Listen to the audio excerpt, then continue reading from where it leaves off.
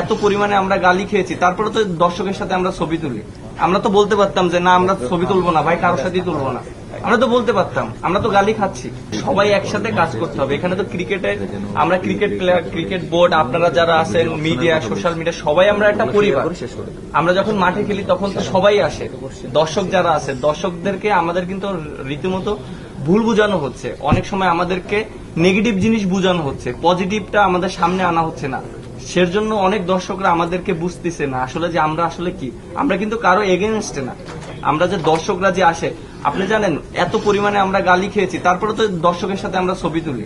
আমরা তো বলতে পারতাম যে না আমরা ছবি তুলবো না ভাই, কারোর সাথেই তুলবো না, আমরা তো বলতে পারতাম। আমরা তো গালি খাচ্ছি, স্টিল গালি দিচ্ছে। আমরা কিন্তু সেটা কখনোই করি না। দর্শক আসলে ঠিকই জড়াই ধরে ছবি তুলি। তো জিনিসটা কি, আমরা ক্রিকেট প্লেয়ার, ক্রিকেট সোহান ভাই যেটা বললো, আমরা আজকে আমি মেহেদী হাসান মিরাজ হয়েছি ক্রিকেটের জন্য। আমার কিছুই ছিল না, আমার কিছুই ছিল না, আমি ক্রিকেট দিয়ে সব পেয়েছি। সো আমরা ক্রিকেটকে যখন কেউ ডিসরেসপেক্ট করবে তখন তো অবশ্যই আমরা সবাই স্টান নিবে। RICL TMX, যুগের পর যুগ স্থাপনা থাকে মজবুত।